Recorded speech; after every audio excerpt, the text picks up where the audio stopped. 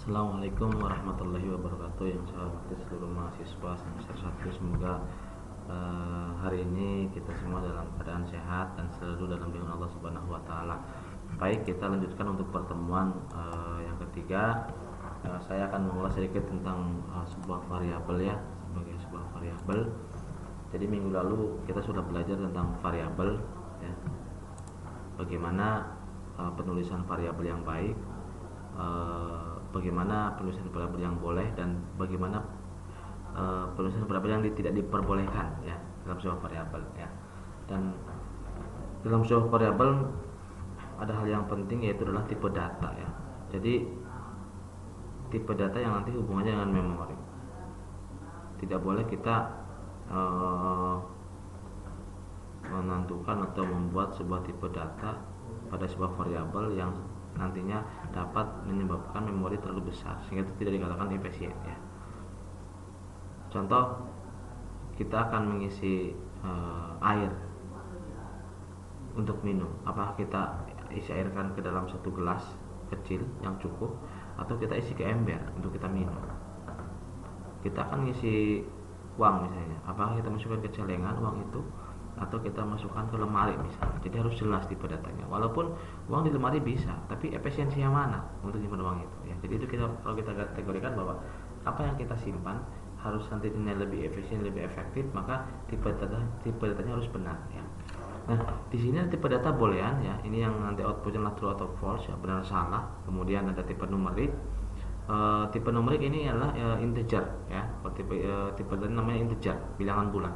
Jadi nanti ketika teman-teman membuat sebuah program yang memang inputannya itu adalah bilangan bulat, misalnya 0, 1, 2, 3, 4, 5, 10, bilangan bulat ya saya bilang ya, 10, maka nanti tipe datanya gunakan integer. Misal nih suruh membuat algoritma misalnya menghitung dua bilangan ya, jumlah dua bilangan yang berbeda misalnya.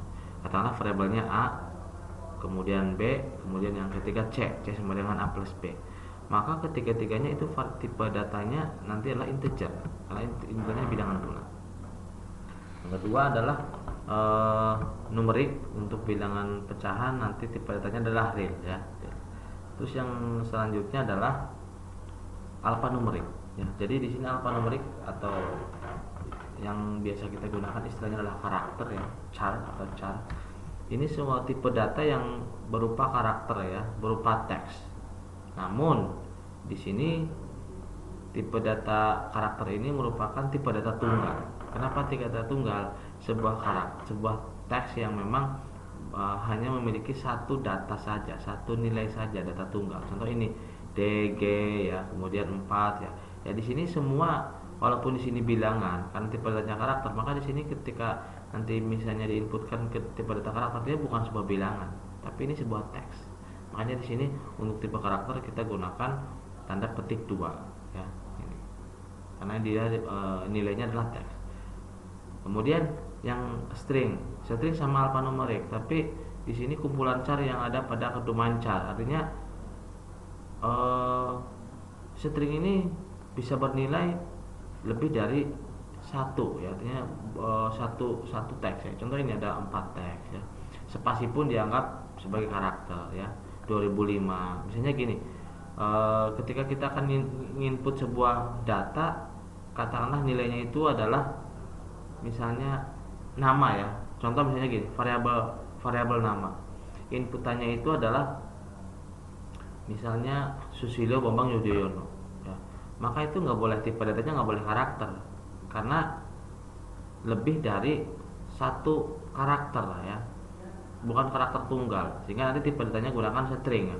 Berarti string nama ya, karena inputannya adalah lebih dari satu kata ya, satu kata.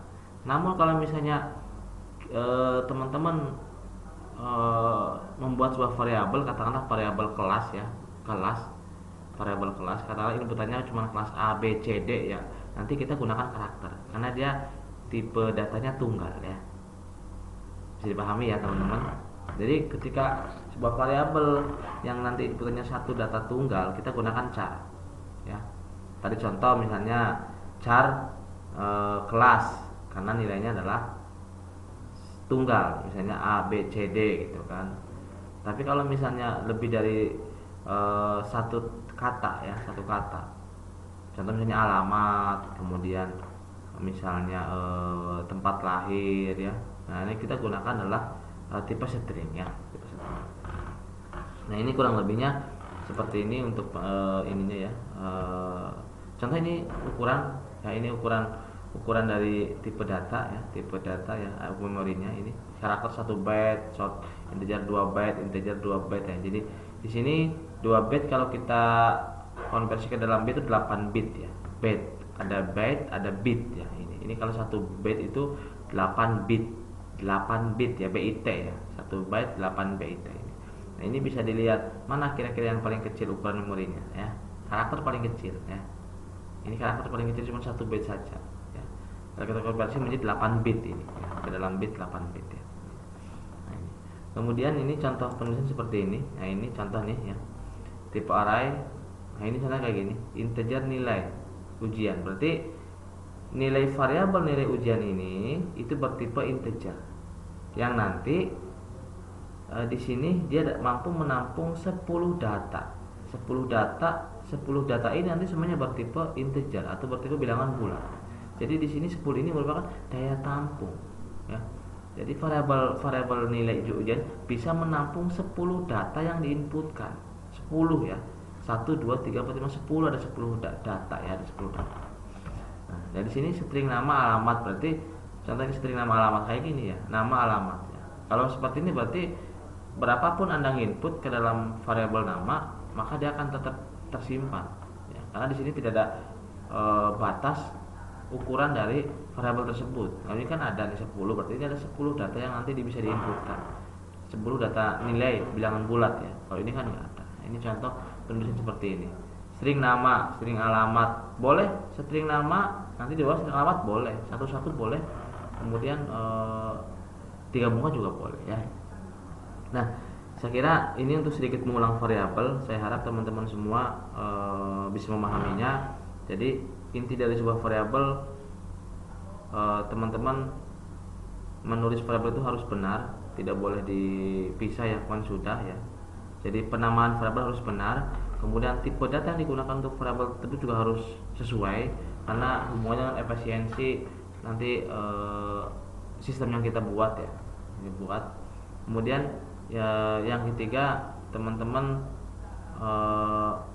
pada sebuah variabel ya, pada sebuah variabel atau tipe data yang nanti akan dibuat harus jelas. Nah, harus jelas bahwa ini merupakan tipe data tunggal gitu kan. Ini tipe data lebih dari satu kata. Nah, itu nanti harus sesuai. Yang selanjutnya itu adalah kita akan lanjutkan ke capture 3 ya. Nah, di mana capture 3 ini kita akan belajar tentang sistem kendali ya, tentang sistem kendali. Nah, sistem kendali itu apa? Nah, sistem kendali dalam sebuah program yang sering kita gunakan itu adalah terkait masalah pengkondisian, kemudian perulangan, kemudian dan lain sebagainya. Karena nanti ini akan mengendalikan sebuah logika di dalamnya ya. Jadi yang akan kita pelajari yang pertama untuk percabangan ya. Ada percabangan, ada perulangan, ada nanti pengkondisian dan sebagainya ya. Nah, percabangan. Di sini teman-teman tahu apa sih percabangan itu? Saya kemarin pernah menyampaikan ke teman-teman semua bahwa ketika kita login, ketika kita nanti masuk ke dalam sebuah Facebook misalnya, kita input username password yang benar, maka dia akan kemana. Kemudian ketika passwordnya salah, dia akan kemana. Nah, disitulah kita percabangan ya, itulah percabangan. Nah,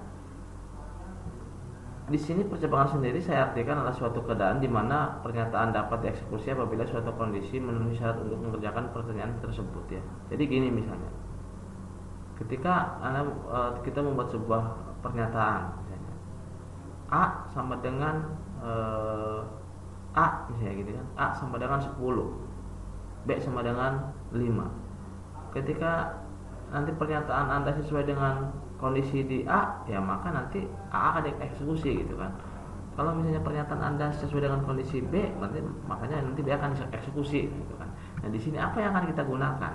Untuk persamaan tersebut di sini kita gunakan if ya, kemudian sama bisa juga else ya, ada dua. If atau juga bisa else ya. Ini satu kondisi, if kondisi dan ekspresi ya. Contohnya if kondisi dan ekspresi, misalnya if A sama dengan 10 dan benar misalnya ya. Jadi ekspresi ini sebuah nanti apa yang akan di output, akan dikeluarkan. Contoh misalnya if A kurang dari 70 dan gagal ya. Ekspresi ini gagal ya. Kalau sini kondisi. Nah, kondisi nanti di sini berhubungannya dengan aritmatik nanti ya, dengan aritmatik. If misalnya A sama lebih besar 70 dan ekspresi misalnya nilainya B misalnya seperti ini ya. Nah, ini untuk yang dua kondisi ya. Ini if kondisi dan ekspresi, else ekspresi. Contoh if kondisi misalnya kayak gini kan, if kondisi if sama A lebih kecil dari 10 dan misalnya gagal, else lulus. Jadi else di sini kalau ketika teman-teman akan membuat sebuah dua output dari perulangan dari kondisi A dan akan membuatkan dua output. Contoh misalnya outputnya adalah gagal dan lulus. Nah, maka teman-teman cukup gunakan ini saja, if dan else ya. Karena else ini akan memberikan sebuah pernyataan yang memang tidak dieksekusi oleh if ini. Contoh misalnya ya, saya contohkan seperti ini ya. Saya contohkan seperti ini.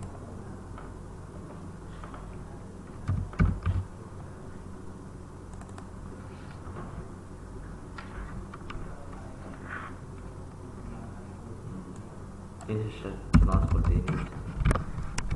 Contoh x misalnya integer ya, x sama dengan misalnya 10 ya, 70 gitu kan. 70 misalnya. Sini kita buat logika if sama dengan misalnya x sama dengan lebih kecil sama dengan 70 misalnya.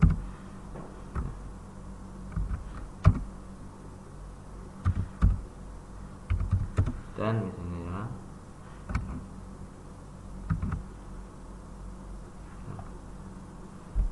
katakanlah misalnya gagal. Ini contoh ya, contoh seperti ini, gagal ya. Tapi kalau di bahasa pemrograman ada yang seperti ini, misalnya yang di pemrograman seperti ini, ada yang pakainya kayak gini nih. Nah, dan seperti ini ya. Tapi kalau di boleh pakai ini ya, ini kan sebenarnya hanya sebuah kemudian gitu kan.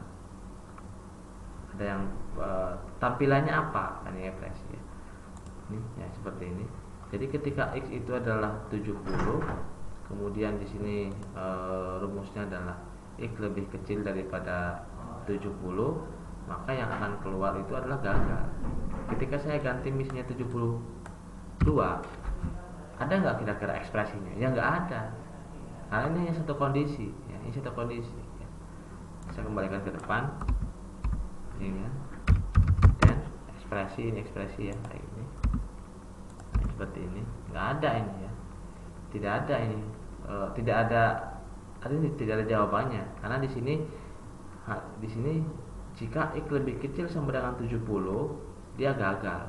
Misalnya sini x-nya berapa? 72 kan. Jadi nggak ada ekspresi yang keluar yang tampil. Tapi kalau di sini saya ganti 70 atau 60 ya, maka nanti outputnya gagal. Nah, ini yang satu kondisi. Kemudian sekarang yang dua kondisi. Di sini kan ada ini tadi else ya, lulus.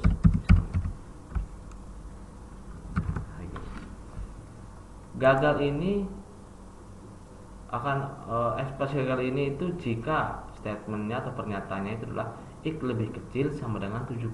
Berarti dari nilai dari 70 sampai ke bawah.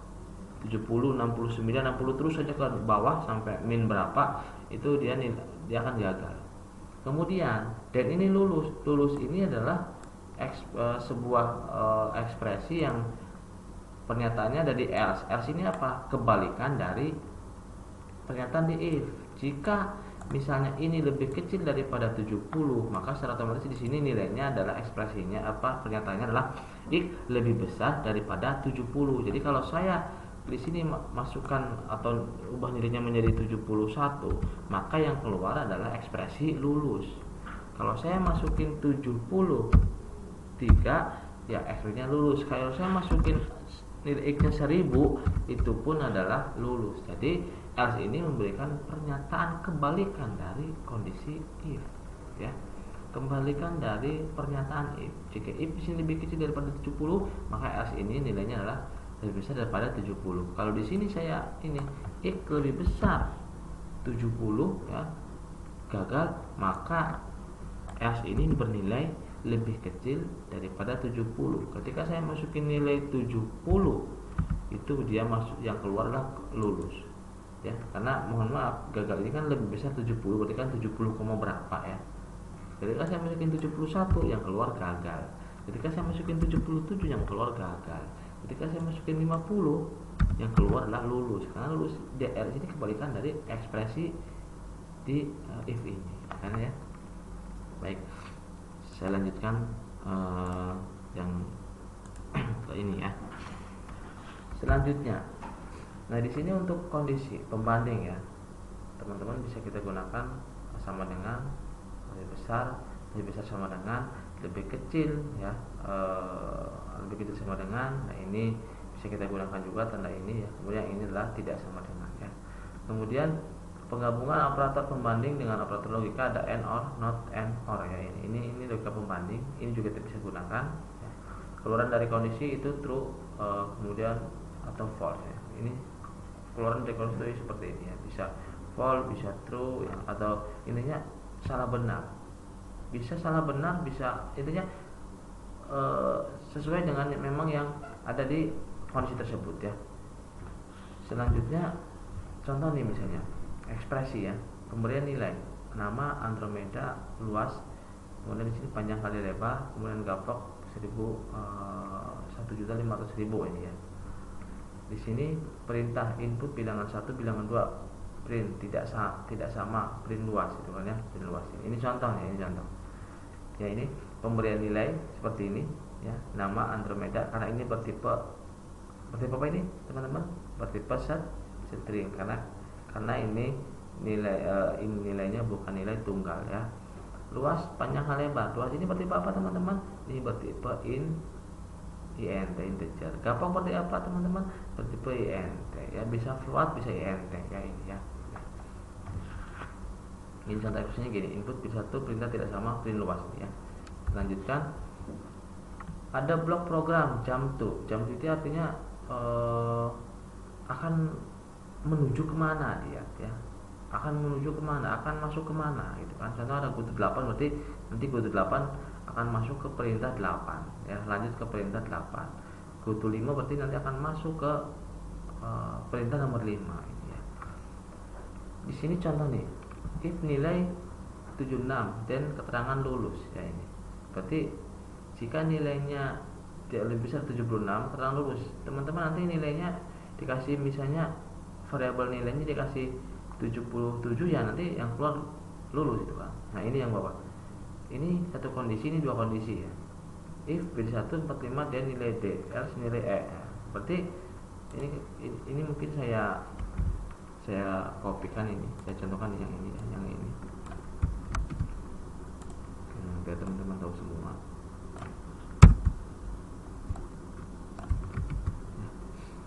Nilai, ya, nilai. Ini sama kayak tadi nih. Yang ini dulu, ya. Nilai. Kalau kayak gini nggak ada keterangannya, tapi kalau saya masukin di nilai 80, maka yang keluar nanti lulus. Kan di sini statementnya, pernyataannya lulus ini nilainya jika lebih besar daripada 76. Jika nilainya 80, ya dia lulus, itu kan, ya, ini. Kemudian yang selanjutnya misalnya nih bilangan ini ya, bilangan satu. Jika bilangan satu ya, ini kan di sini jika bilangan ya, bilangan satu lebih besar daripada 4 sama dengan 43, nilainya D, L nilainya E. Kalau saya masukin 8, kalau saya masukin 43, berarti yang keluar statement yang keluar D. Kalau saya masukin 45, juga yang keluar nilainya D. Kalau saya masukin misalnya 70, juga yang keluar nilainya D. Karena nilai D ini nilainya lebih besar sama dengan dari 43, berarti 43 sampai ke sana. Nah, kemudian L sendiri itu kebalikan dari statement ini. Jika saya masukin nilai 40 ya, maka yang keluar nanti ini karena L ini kebalikan dari ini. Berarti kalau ini lebih besar daripada 43, L ini adalah lebih kecil daripada 43. Saya masukin nilai 10, nanti keluarnya adalah pernyataan atau outputnya adalah nilai seperti ini ya. Ya, kayak itu teman-teman, saya kira bisa dipahami lah ya. Nah, ini ada kondisi dan ekspresi. Ekspresi akan dijalankan pada saat kondisi bernilai benar atau true. Sedangkan jika kondisi bernilai salah, maka ekspresi tidak akan dikerjakan. Ya, ini seperti ini. Kenapa saya bilang tadi outputnya itu adalah true atau false? Ya tadi, jika ekspresi dijalankan, maka nilai benar. Tapi jika tidak, maka nilai salah. Contoh seperti ini tadi. Ketika saya seperti ini, bil 10, maka yang dikeluarkan apa? Ya ekspresi ini bernilai seperti yang ini. Ketika nanti saya nilai 50, ya keluar nanti ekspresinya ini. Ya, kan? Ini kan bernilai benar. Ya. Nah, ini bernilai apa? Nah, itu yang saya maksud dari trial post tadi ya. Selanjutnya nih, jika kondisi bernilai benar true, maka yang akan dikerjakan adalah ekspresi 1. Dan jika kondisi bernilai salah, maka yang dikerjakan adalah ekspresi 2. Nah, ini adalah sebuah logik perulangan yang memang dua kondisi. Yang ini tadi adalah yang dua kondisi itu ini. Ya, ini ya, ini. Ya, ini bila ekspresi salah, ya, bila ini kan 50. Bila ekspresi salah, maka yang dikerjakan ini.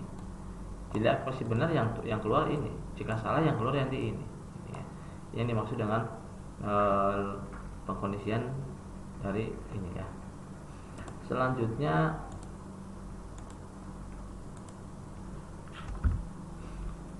nah ini implementasi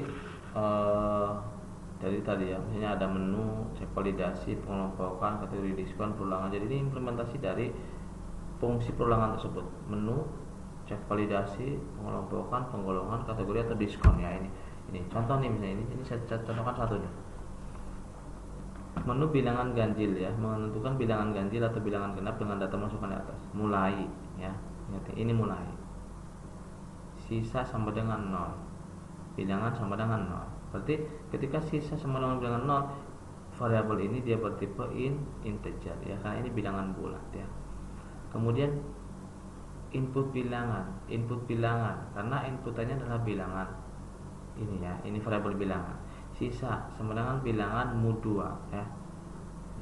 Sisa sama dengan bilangan mu2, artinya sisa sama dengan bilangan mu2 adalah dia bilangan genap ya, ini bilangan genap. Di sini jika sisa sama dengan 0 dan ini bilangan genap, sisa 1 jadi bilangan ganjil. Artinya gini, jika sisanya ini adalah nilainya sisanya 0, maka dia yang keluar itu yang keluar outputnya atau ekspresinya adalah bilangan genap. Tapi jika sisanya 1, maka bilangannya ganjil. Misalnya nanti teman-teman di sini